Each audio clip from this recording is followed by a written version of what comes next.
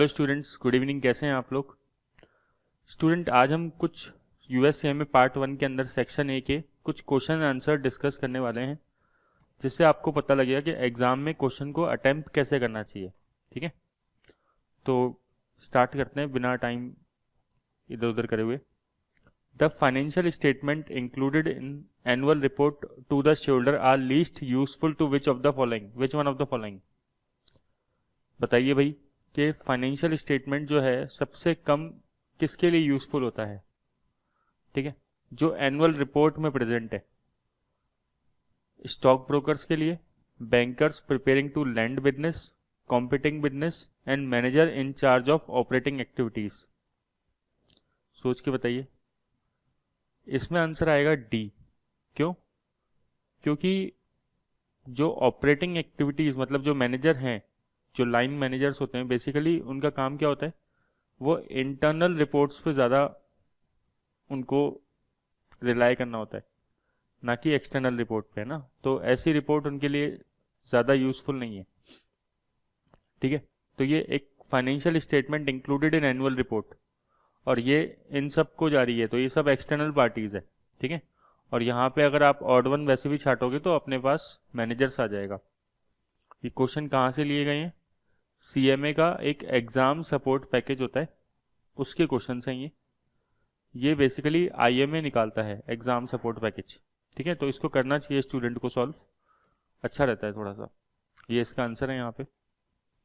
ये क्वेश्चन बताइए, when a fix asset is sold for a less than book value which one of the following will decrease. बिल्कुल question को ध्यान से पढ़ना है कि अगर फिक्स एसेट्स को बुक वैल्यू से कम पे बेचा तो इनमें से क्या डिक्रीज होगा।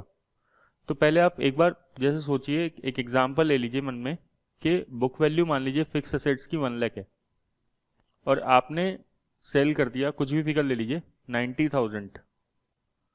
मीन्स आपने 10,000 के फिक्स एसेट लॉस पे बेचा, तभी ये कंडीशन फुलफिल होगी। तो क्या डिक्रीज करेगा? क्या करंट एसेट डिक्रीज करेगा, या करंट रेशो, नेट प्रॉफिट और नेट वर्किंग कैपिटल? बताइए इन चारों में से क्या आंसर होगा। देखो, करंट एसेट्स तो डिक्रीज नहीं हो सकता, बट उल्टा ये करंट एसेट इंक्रीज होगा। क्यों?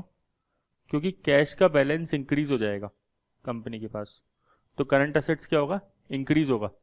ठीक है, फिक्स एसेट बेचोगे तो 90,000 कंपनी को मिलेंगे, तो कंपनी का कैश का बैलेंस बढ़ जाएगा। करंट रेशो, जब करंट एसेट्स इंक्रीज कर गया तो ऑब्वियसली करंट रेशियो का फॉर्मूला होता है current assets upon current liability. Current liability पे तो कोई इंपैक्ट आएगा नहीं, ठीक है ना, क्योंकि अपन ने बेचा क्या है? फिक्स एसेट बेची है। ठीक है, नेट प्रॉफिट, नेट प्रॉफिट में कुछ कमी होगी? बिल्कुल होगी। क्यों? क्योंकि कंपनी का ये 10,000 का जो लॉस है, ये company ultimately profit and loss में डेबिट करेगी। इनकम एंड एक्सपेंडिचर बोल दो, एक ही बात है। तो डेबिट होगा तो प्रॉफिट कम होगा। वर्किंग कैपिटल में कोई चेंज आएगा?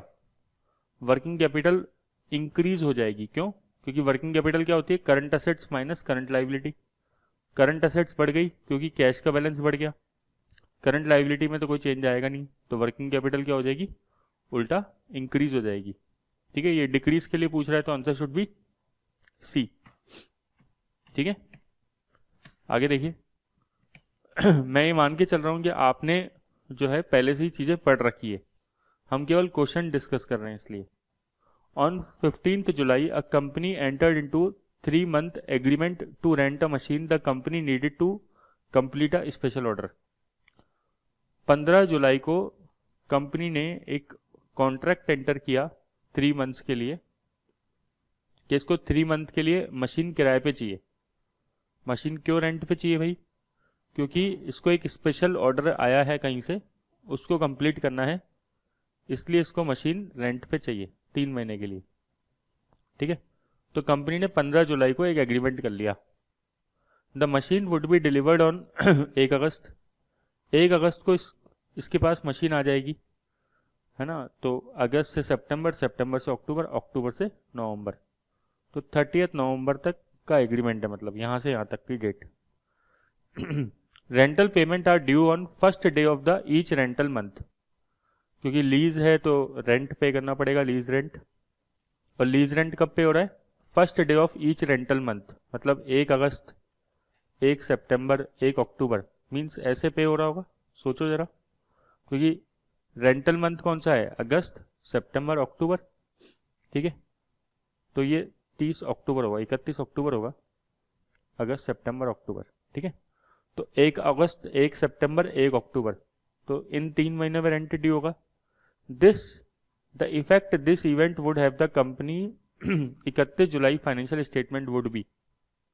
बताओ भाई, कंपनी के फाइनेंशियल स्टेटमेंट्स पे क्या इफेक्ट आएगा 31 जुलाई को? मशीन कब आ रही है बताओ जरा? मशीन इसके पास आ रही है 1 अगस्त को। पेमेंट कब ड्यू हो रहा है? पहला पेमेंट 1 अगस्त को ड्यू हो रहा है। 15 जुलाई को तो केवल एग्रीमेंट हुआ है, तो क्या एग्रीमेंट करने की भी कोई एंट्री पास होती है क्या? नहीं होती। तो 31 जुलाई को कोई भी एंट्री पास नहीं होगी। तो it causes no change in assets, no change in liability, no change in income, मतलब कहीं पे भी चेंज नहीं आएगा, ठीक है। तो आंसर शुड बी ए। तो सोचना पड़ेगा अपन को यहाँ पे कि भाई सिंपल एक ऑर्डर देना या फिर एक एग्रीमेंट करना, इनकी तो एंट्री पास नहीं होती ना। All of the following are limitations to information provided on the statement of financial position. बिल्कुल क्वेश्चन को ध्यान से पढ़ेंगे तो ही गलत नहीं होगा, वरना तो गलत होने के बहुत ज़्यादा चांसेस है। क्या बोल रहा है? स्टेटमेंट ऑफ फाइनेंशियल पोजीशन क्या होता है बताओ? Balance sheet. बोल रहा है कि सारे के सारे लिमिटेशंस हैं बैलेंस शीट के, एक्सेप्ट कि एक एक्सेप्शन है, वो बैलेंस शीट का लिमिटेशन नहीं है। बाकी 3 लिमिटेशन है बैलेंस शीट के। जैसे पहला देखो, quality of the earnings reported for the enterprise. Quality of the earnings reported for the enterprise. Judgment and estimate used regarding the collectability, saleability, longevity of the assets, ठीक है। क्या हम बताओ बैलेंस शीट बनाते समय कोई जजमेंट यूज करते हैं, एस्टिमेट्स यूज करते हैं? बिल्कुल करते हैं। प्रोविजन फॉर बेड डेप्ट, लाइफ ऑफ असेट्स निकालना, ठीक है। तो ये सब एस्टिमेटेड स्क्रैप वैल्यू, ये सब क्या होता है? जजमेंट एंड एस्टिमेट्स ही तो होता है। तो बिल्कुल ठीक है। तो ये एक बैलेंस शीट की लिमिटेशन है या नहीं है? है, बैलेंस शीट की लिमिटेशन है, क्योंकि हम बैलेंस शीट में असेट्स के लिए कुछ जजमेंट यूज करते हैं। जजमेंट से फिर हमारे जो हो सकता है ट्रू एंड फेयर व्यू नहीं आए अकाउंट्स के अंदर। Omission of item that are of financial value to the witness such as the worth of the employees. बिल्कुल सही बात है। जब आप बैलेंस शीट बनाते हो तो एक बहुत बड़ा क्वेश्चन आता है कि ना हम कुछ चीज़ें ऐसी है जो बैलेंस शीट में नहीं दिखा पाते। जैसे अपने एम्प्लॉयज़ है, तो उनको अभी तक उनकी ऑनेस्टी और कितने टैलेंटेड है, क्या उनको बैलेंस शीट में अभी तक रिकॉर्ड कर सकते हैं क्या? नहीं। तो इस पॉइंट को हमेशा अपन लिमिटेशन मानते हैं बैलेंस शीट की, तो ये भी लिमिटेशन है। Lack of current valuation of most assets and liability. आपको पता है बहुत सारी अभी भी असेट्स एंड लाइबिलिटी हम हिस्टोरिकल वैल्यू पे दिखाते हैं, हिस्टोरिकल कॉस्ट लेस डेप्रिशन, तो ये भी एक क्या है? लिमिटेशन है। तो मतलब तीनों की तीनों बैलेंस शीट की लिमिटेशन है, बट क्या लिमिटेशन नहीं है? Quality of the earnings reported for the enterprise, तो ये लिमिटेशन नहीं है। क्यों? क्योंकि देखो क्वालिटी ऑफ अर्निंग्स किसका पार्ट है? P&L का पार्ट है, ठीक है। तो ये प्रॉफिट एंड लॉस की लिमिटेशन होगी तो ये बैलेंस शीट की थोड़ा लिमिटेशन हो सकती है। तो ए आंसर होगा। एक्सेप्शन पूछ रहा था ये बैलेंस शीट की लिमिटेशन का, तो ए आंसर होगा, ठीक है। क्वेश्चन को ध्यान से पढ़ना है। थोड़ा सा गला खराब है क्योंकि पूरे दिन भर क्लासेस होती है, तो गला बाउंड है कि खराब होना ही है। Statement of financial position provides a basis for all of the following except. बताओ जरा, स्टेटमेंट ऑफ फाइनेंशियल पोजीशन जो होता है, मतलब बैलेंस शीट है, वो सबके लिए बेसिस बनता है एक्सेप्ट। ये एक्सेप्ट वर्ड है ना, बिल्कुल ध्यान से पढ़ना होता है क्वेश्चन के अंदर, कई बार अपन फ्लो में पढ़ जाते हैं एग्जाम में। कंप्यूटिंग रेट ऑफ रिटर्न, क्या बैलेंस शीट से हम रेट ऑफ रिटर्न निकाल सकते हैं? हाँ, निकाल सकते हैं। आप बैलेंस शीट से जो रेशोज पढ़ते हैं उसमें बहुत सारे परसेंटेज के अंदर रेशो निकालते हैं। रिटर्न ऑन कैपिटल एम्प्लॉयड, है ना। रिटर्न ऑन कैपिटल एम्प्लॉयड के लिए हालांकि अपन EBIT यूज करते हैं, बट एक फिगर जो मेजर होता है कैपिटल एम्प्लॉयड, वो बैलेंस शीट के अंदर होता है। तो कई सारे रेट ऑफ रिटर्न्स निकाल सकते हैं। इवेल्यूटिंग कैपिटल स्ट्रक्चर, लाइक कितना डेप्ट है, कितना इक्विटी है, तो बैलेंस शीट से ये भी पता लग जाता है। Assessing liquidity and financial flexibility. क्या लिक्विडिटी और फाइनेंशियल फ्लेक्सिबिलिटी पता लग जाती है? हाँ बिल्कुल पता लग जाती है। Determining profitability and assessing past performance. तो बताओ प्रॉफिटेबिलिटी डिटरमाइन हो सकती है क्या? बैलेंस शीट तो प्रॉफिटेबिलिटी के लिए नहीं होता, प्रॉफिटेबिलिटी के लिए तो क्या होता है? P&L। रेट्स ऑफ रिटर्न हम निकाल सकते हैं, कैपिटल स्ट्रक्चर का रेशो, डेब्ट इक्विटी चेक कर सकते हैं कंपनी में कितना है, लिक्विडिटी असेस कर सकते हैं कितना, जैसे करंट रेशो कितना है, क्विक रेशो कितना है, ठीक है, ये सब चीज़ें चेक हो सकती है, बट ये चेक होना थोड़ा सा मुश्किल है। तो correct answer should be D. An income statement could be used by external investor for all of the following purpose except, ध्यान से पढ़ना, इनकम स्टेटमेंट बोल रहा है, P&L की बात चल रही है। तो P&L जो होता है एक्सटर्नल इन्वेस्टर यूज कर सकता है सब चीजों के लिए, बस क्या चीज के लिए यूज नहीं कर सकता? Analyse the company performance compare to budget. अब आप एक चीज बताओ जरा सोच के, जब भी कंपनी एनुअल रिपोर्ट बनाती है उसमें अपना P&L देती है, बैलेंस शीट देती है, सब चीज देती है, ठीक है, कैश फ्लो स्टेटमेंट भी आता है, नोट्स टू अकाउंट्स भी आता है, ठीक है, statement of change in equity भी आता है, सो की जिसे अपन बोलते हैं। तो क्या कभी कंपनी बजट भी देती है क्या? नहीं, बजट तो एक इंटरनल डॉक्यूमेंट होता है, ठीक है, जो कंपनी के अपने खुद के कंट्रोल के लिए होता है। कंपनी कभी भी बजट ऐसे बताती थोड़ा है किसी को, जाके एक्सटर्नली पब्लिश थोड़ा करती है। तो आंसर शुड बी ए। लेकिन बी सी डी पढ़ लेते हैं एक बार। It compare the company result to those of its competitor. क्या ये होता है या नहीं होता? बिल्कुल हो सकता है। आप मतलब इनकम स्टेटमेंट P&L लेके, प्रॉफिट एंड लॉस अकाउंट लेके दूसरे कॉम्पिटिटर के साथ कंपेयर कर सकते हो, कोई दिक्कत नहीं है, आराम से।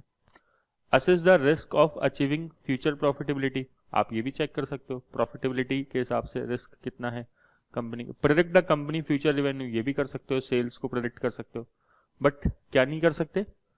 बजट को कंपेयर नहीं कर सकते, क्योंकि बजट एक ऐसा डॉक्यूमेंट है जो काफी इंटरनल होता है, एक्सटर्नल कभी नहीं होता। तो सिक्स्थ का ये आंसर होगा। A financial statement that provides a summary of firms operation for a period of time is, बहुत सिंपल क्वेश्चन है कि फर्म के operations for a period of time, बताओ समरी, तो ये P&L होता है, ठीक है। तो इनकम स्टेटमेंट मतलब P&L मतलब क्या होता है? इनकम स्टेटमेंट, सेवंथ का ए। ये अच्छा क्वेश्चन है। Bertram company had a balance of 1 lakh in the retained earning. अगर आपने पहले से ही सेक्शन ए पढ़ रखा है तो मैं चाहूंगा कि आप ये क्वेश्चन एक बार खुद सॉल्व करके देखो, उसके बाद वीडियो को देखना कंप्लीट। तो ओपनिंग बैलेंस कितना है रिटेन अर्निंग का? ओपनिंग बैलेंस है 1 लाख का, ठीक है, at the beginning of the year. And 1,25,000 कितना है, कब का बैलेंस है? क्लोजिंग।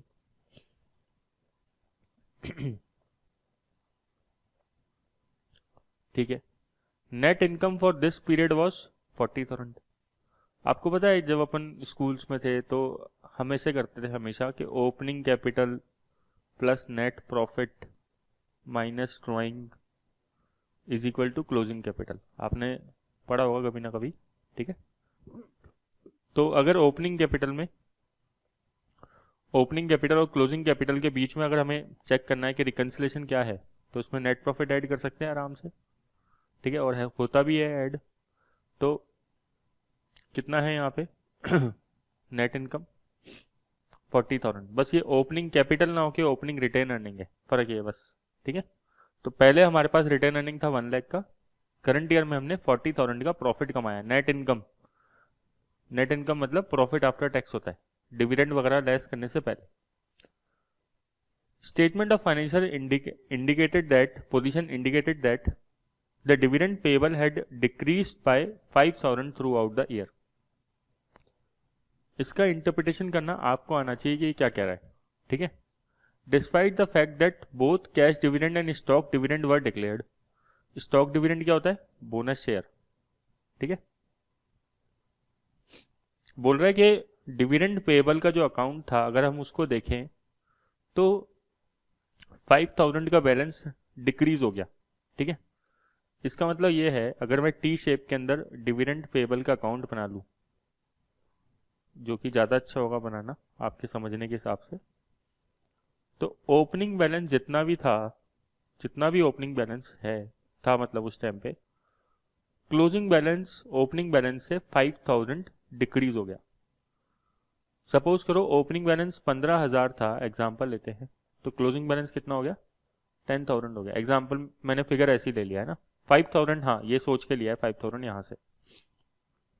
इसका इंटरप्रिटेशन क्या है, इसका इंटरप्रिटेशन ये है कि आपने कुछ डिविडेंड, अगर केवल इतनी सी बात करूँ, यही अकाउंट हो, इसका मतलब ये क्या है, आपने 5000 का डिविडेंड पे करा है, कि ओपनिंग में कितना था लाइबिलिटी 15 का, क्लोजिंग लाइबिलिटी कितनी हो गई 10,000 की। लाइबिलिटी क्यों बोल रहे हैं, क्योंकि पेबल एक लाइबिलिटी होती है ऑब्वियसली, है ना, ठीक है। तो टू कैश 5000 से अगर करेंगे, टू कैश या बैंक, तो अकाउंट खत्म हो जाएगा, ठीक है। लेकिन क्वेश्चन क्या बोल रहा है, क्वेश्चन बोल रहा है कि कंपनी ने स्टॉक डिविडेंड भी डिक्लेयर करा है और कैश डिविडेंड भी डिक्लेयर करा है, ठीक है, फिर भी ये बैलेंस कम हो गया। अब देखो, जब डिविडेंड डिक्लेयर करती है कंपनी, अगर आपको ध्यान हो तो, डिविडेंड डिक्लेयर करती है तो ऐसे एंट्री होती है, बाय रिटेन अर्निंग्स, क्योंकि डिविडेंड जो है वो कुल मिला के पीएनएल में जाएगा या रिटेन अर्निंग में जाएगा, पीएनएल में तो नहीं, रिटेन अर्निंग में जाएगा, प्रॉफिट को कम करेगा, ठीक है।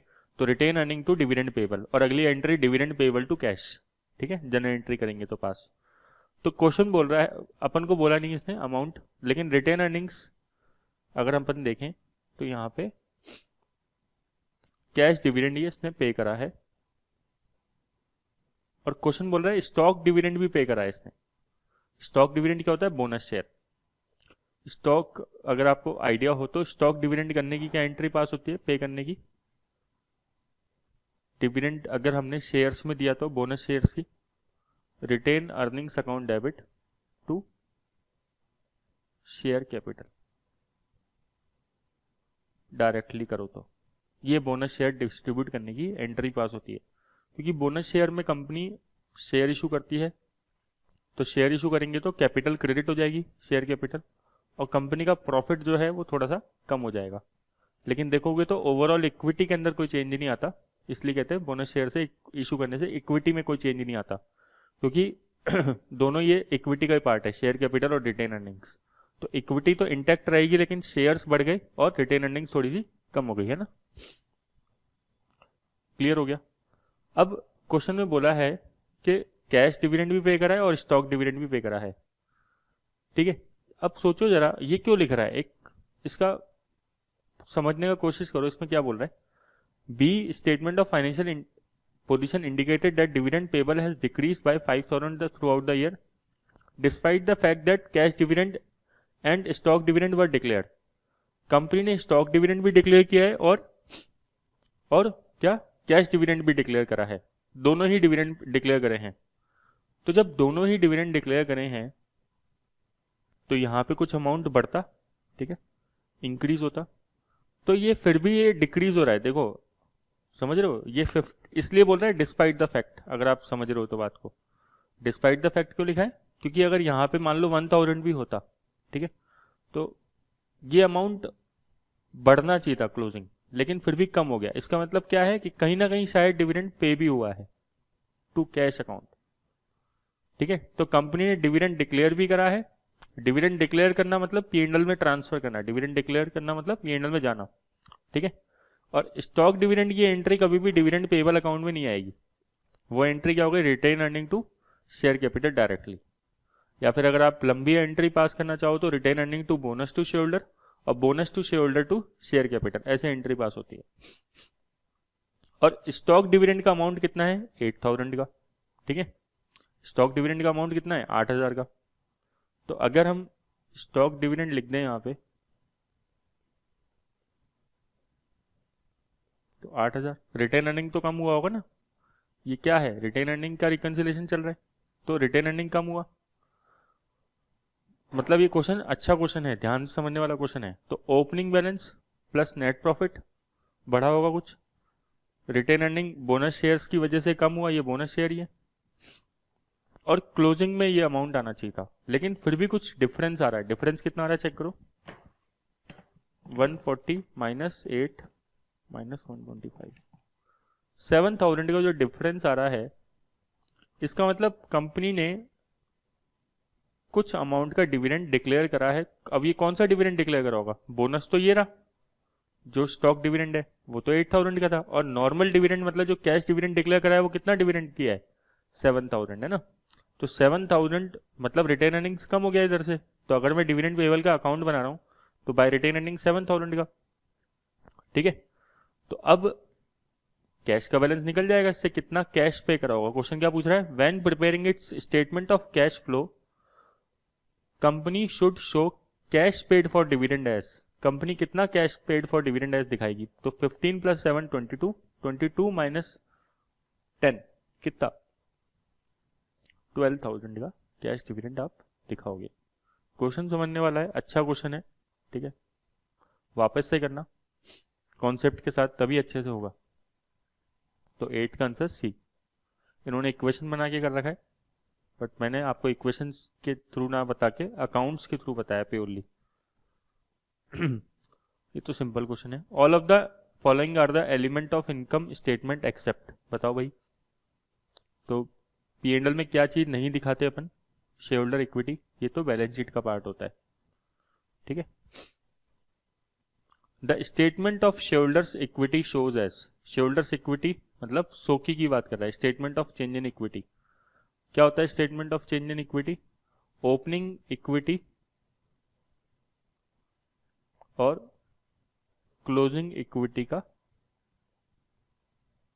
क्या होता है? रिकंसिलेशन, ठीक है। इसमें क्या क्या आ सकता है? जैसे कंपनी के इक्विटी शेयर कैपिटल कितना था, फिर एक एक आइटम ले लो, सिक्योरिटी प्रीमियम रिजर्व कितना था, ठीक है। मान लो कैपिटल रिजर्व कितना था, कंपनी का रिवोल्यूशन रिजर्व कितना था, ओपनिंग कितना था, करंट ईयर में कितना ऐड हुआ, ठीक है, माइनस कुछ हुआ क्या, और लास्ट में क्लोजिंग लास्ट में आएगा।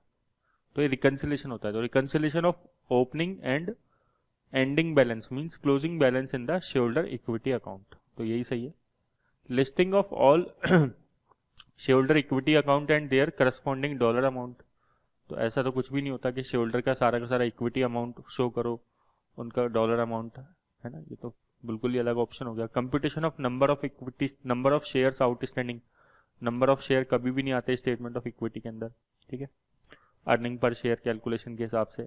Reconciliation of beginning and ending balance in the retained earning account, नहीं, इससे बड़ा होता है ना, ये भी होता है, रिटेन अर्निंग का भी रिकंसिलेशन होता है, बट इससे ज़्यादा बड़ी चीज़ है statement of change in equity. तो ए शुड बी परफेक्ट, ठीक है। तो ये हमने कुछ क्वेश्चंस किए ताकि आपको आइडिया लगे, ठीक है। तो नेक्स्ट क्लास में देखते हैं, कुछ और भी क्वेश्चन ट्राई करेंगे। Thank you.